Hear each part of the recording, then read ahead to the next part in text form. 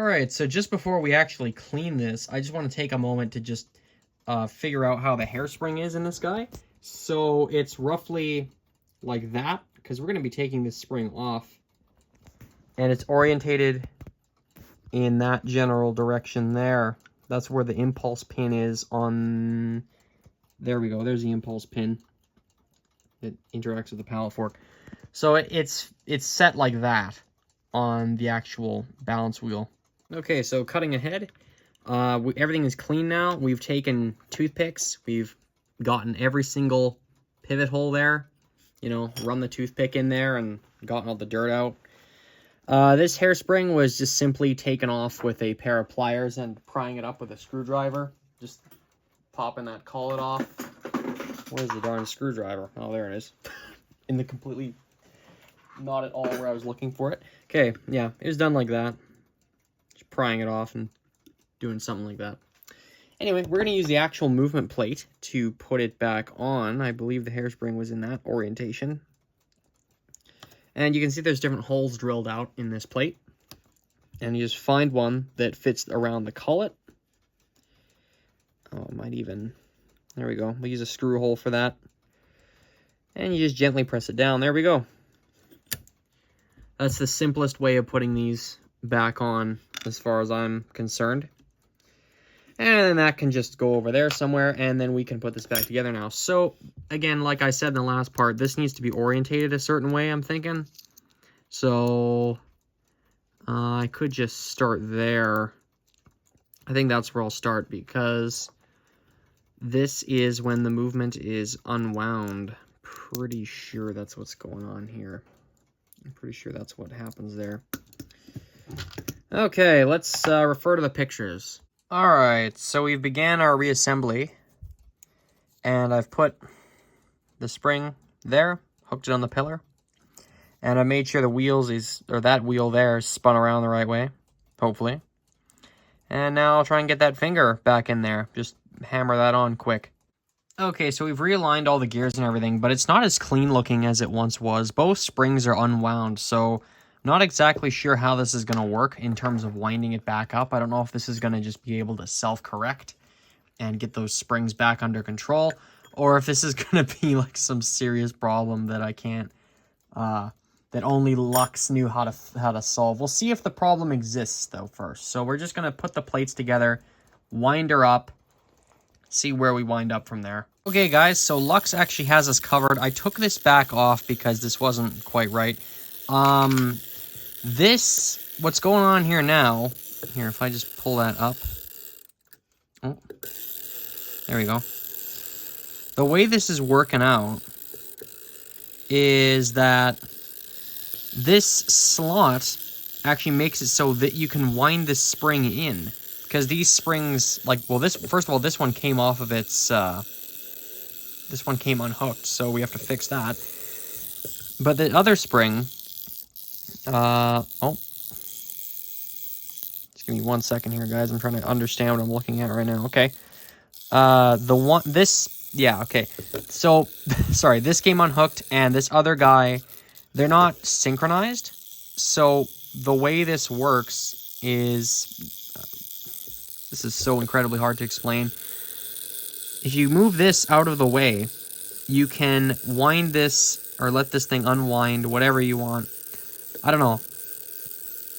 The point is, I'm trying to synchronize these two mainsprings, and Lux has actually given us a way to do it. So, that is terrific. I'll kind of show you what I'm talking about once this thing is properly synchronized, when these two springs are working right again. Okay, so this is actually a really nice design because this screw thread, you can stick your screwdriver in there and pick how much spring power you want.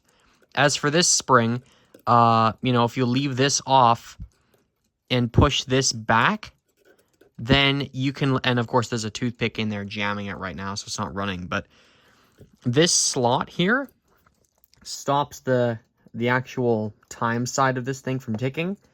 And if you pull that back while you're winding it up, you can wind it infinitely, which lets you choose again how much spring power you want.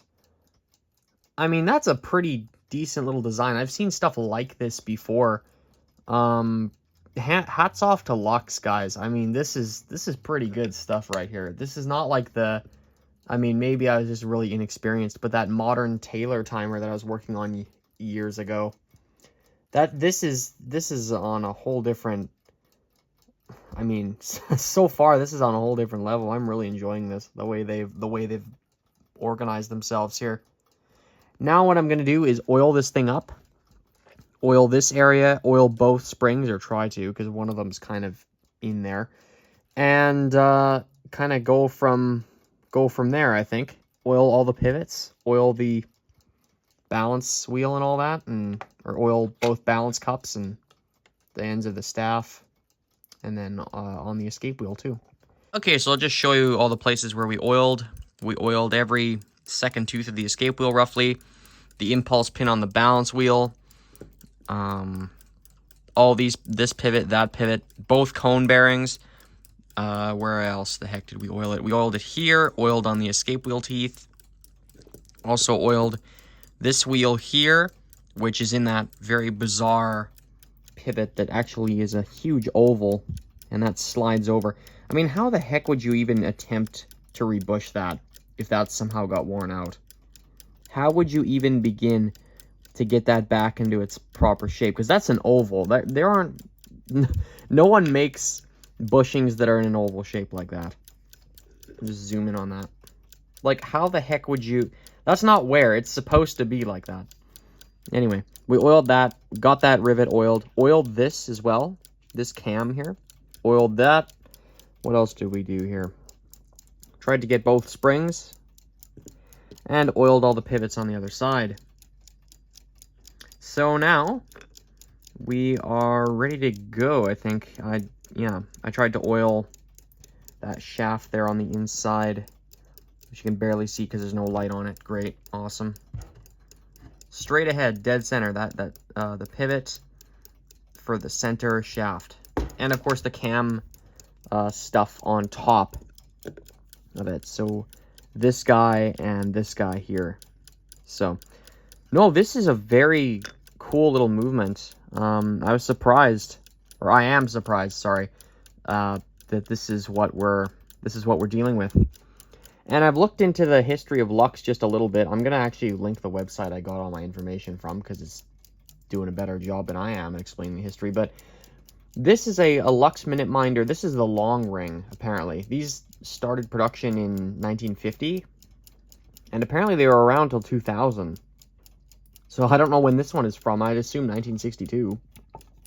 Because we found out from the website that Robertshaw got a hold of Lux in 61, so it's at least from 61 or later. Also, maybe another giveaway there is the big plastic gear inside, which you can't see because the light's off. But yeah, this might be even later than that, possibly. Not sure. Because this is only running for 1 hour, this, like, as opposed to an alarm clock where it's running all the time, because this is only running for 1 hour, they've been able to cut some corners here in terms of, like, even the way the spring is designed, like with that weird bent L-shape thing going on there, and that plastic center wheel. So yeah, they've been able to get away with some cost cutting there, but it's still a really good little movement.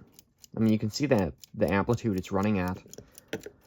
And when you trip the bell, or when you trip the alarm, sorry, that rod, because it's attached to this here, when this slides into that slot, when this cam goes all the way around, and then that slot is over here, when that slides in, this rod actually goes, it's currently sitting up against the balance cup, or the cone bearing at the moment, but when that goes down, it actually slides into the balance staff, which acts as another brake for the wheel.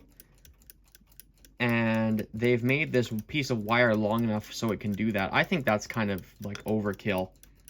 Honestly, they want to make sure after the bell rings that this thing absolutely stops running, which is really interesting. And that's why I was pondering earlier. I'm thinking, hey, when it's not running, this thing is so stiff in the cone bearings. Why is that balance wheel barely able to swing? I'm surprised it's even running. Well, because now, because it's not pushing up against it, now it's free to move. But when the alarm trips on this, that's pushing up against it and it's holding it in place. So it really only is free to move when it's wound up. I mean, that's that's nuts that they've decided to just, yeah, we're gonna put an extra brake on there. Whoever was behind this design really thought it out. I like it. It's very utilitarian, but it's also pretty good too. And again, you can adjust your spring tension like I was explaining earlier. I mean, that's pretty good stuff right there. That's great. If you don't understand what I was talking about with the whole spring tension thing, ultimately you're gonna have to work on one of these to truly understand what I'm talking about. But yeah, if you can pull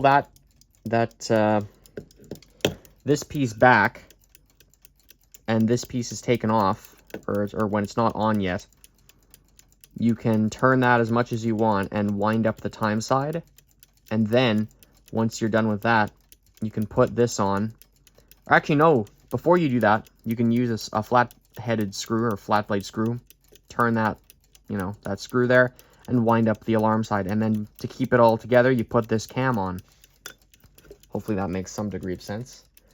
Yeah, no, good stuff. We're going to put it together now.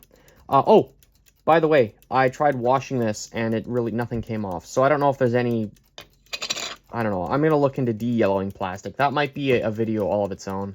Okay, so now for the moment of truth.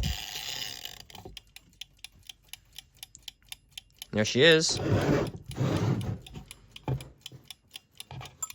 I didn't even bother cleaning the bell. I mean, I don't know. I get sort of, this is going to sound bizarre, but my grandma had a kitchen timer. It wasn't a Lux Minute Minder. It was a lot newer than this one. And it was probably from the 70s, if I had to guess. And when, oh man, that thing probably has a lore all of its own. But the point is, I remember always turning it around to look at the back. And it was a similar kind of cavern like this one, where you've got just the bell and nothing else going on back here. There's a bolt in the center, I remember that.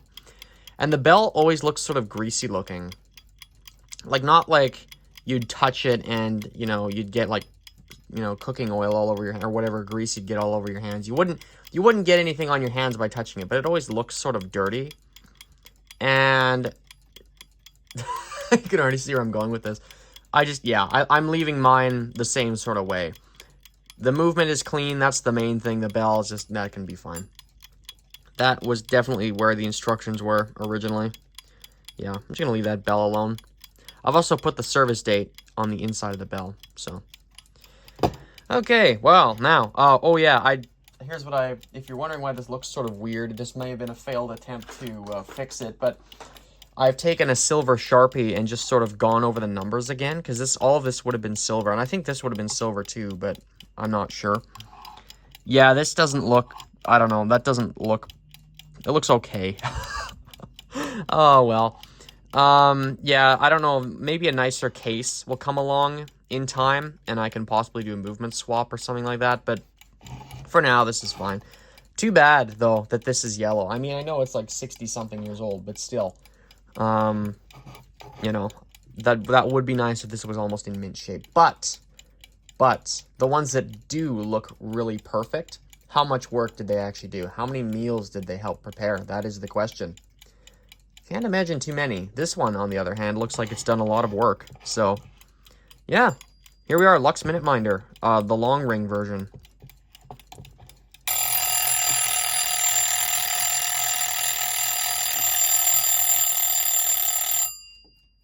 Here we are, guys. Enjoy.